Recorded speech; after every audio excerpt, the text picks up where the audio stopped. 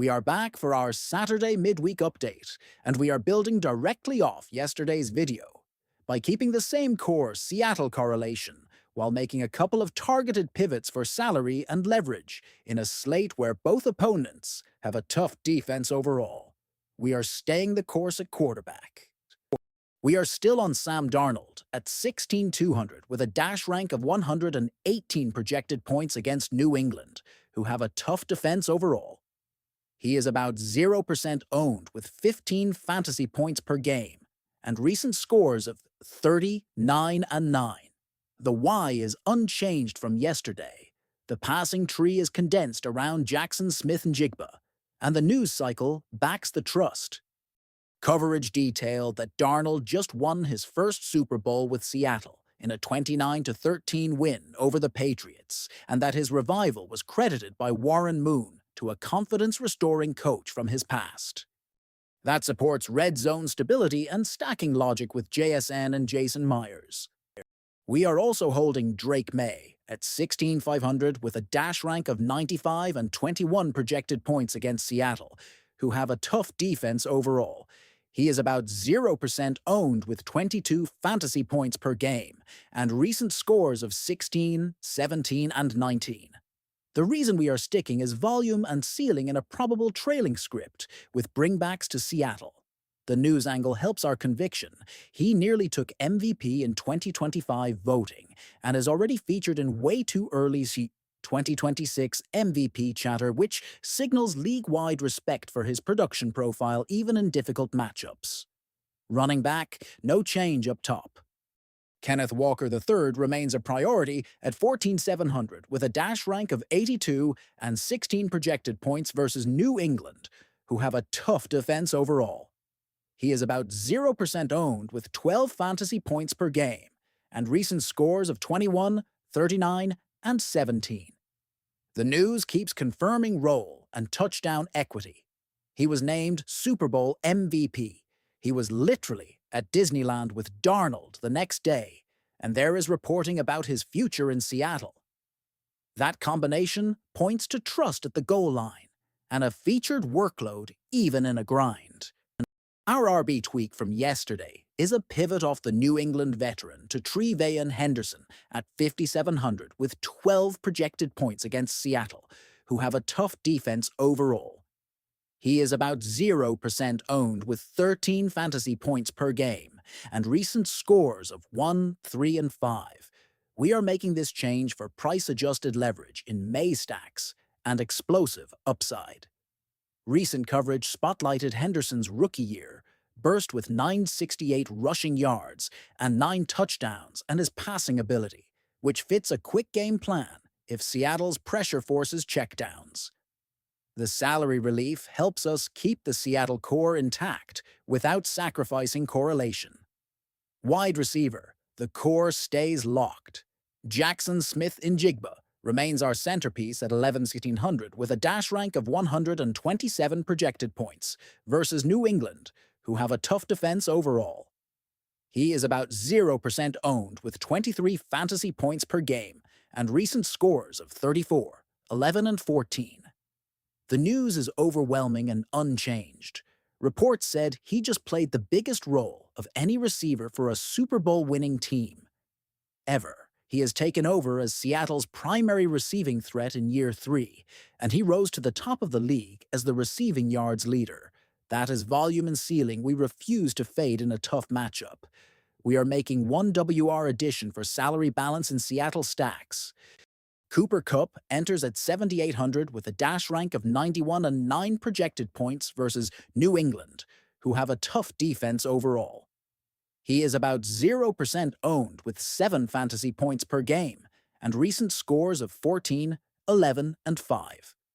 The news backs his on-field role with Seattle after joining in 2025, starting 15 games and becoming a fixture. If New England devotes extra resources to slow JSN, Kupp's veteran route craft and red zone savvy give us secondary access to Darnold's touchdowns at a discounted tag. This is why we are moving off yesterday's Shaheed and Young darts. Kupp offers a more bankable snap share while preserving Seattle correlation. For a New England value bringback, we are adding Mac Hollins at 5,400 with a dash rank of 64 and 8 projected points against Seattle, who have a tough defense overall. He is about 0% owned with 8 fantasy points per game and recent scores of 7, 14, and 8. The news noted he was the closest Patriot to an 80-yard outing with 78 on 4 catches, signaling spike play capability. He fits May stacks as a low-salary path to yardage without betting on concentrated target hogs at higher prices.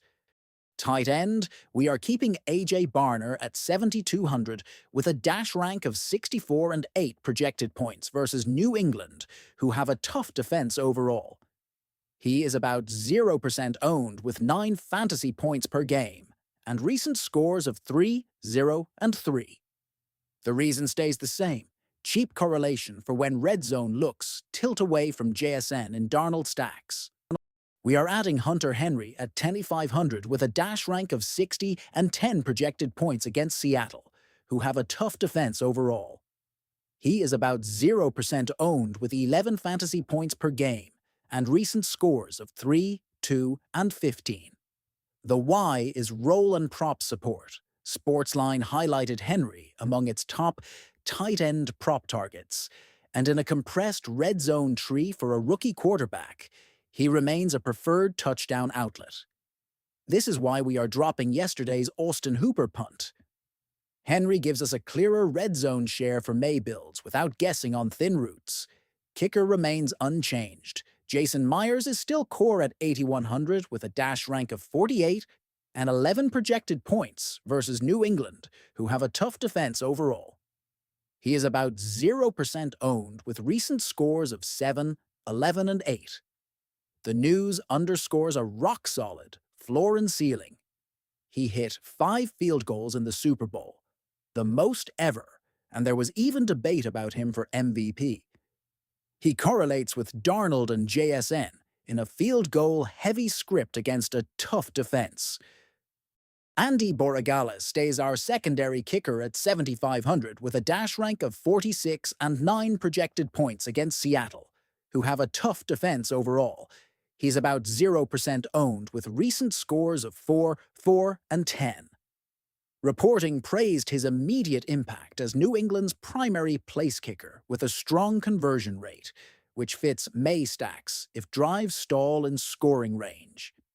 Defense, we are holding Patriots DST at 6,000 with a dash rank of 58 and 6 projected points with recent scores of 12, 7, and 5. By the numbers, their opponent rank is 14, which means they face a middle-of-the-pack defense overall on the other side, and our angle is unchanged leverage against a popular Seattle core. If pressure forces a mistake or two, this is the contrarian path to separation. For flex and value construction, nothing changes at the top. We center builds around JSN at 11,100 with a dash rank of 100 and a 27-point projection in a tough matchup because the roll and news-backed ceiling are unmatched. Kenneth Walker III is our alternate flex for touchdown equity backed by the Super Bowl MVP narrative. For deep salary relief in Seattle-heavy stacks, the Seahawks team value at 4,400 with a dash rank of 53 and 5 projected points, faces an opponent who have a middle-of-the-pack defense overall and provides cheap correlation at about 0% ownership. To recap the changes from yesterday, we kept Darnold with JSN and Myers as our primary stack because post-Super Bowl reporting affirmed Darnold's command and JSN's historic impact. We held Walker at running back for touchdown equity. We kept May as the sharp tournament bringback with Borregales and the Patriots DST as leverage. We pivoted our secondary RB to Tre'Veyon Henderson for salary efficiency and explosive upside tied to May.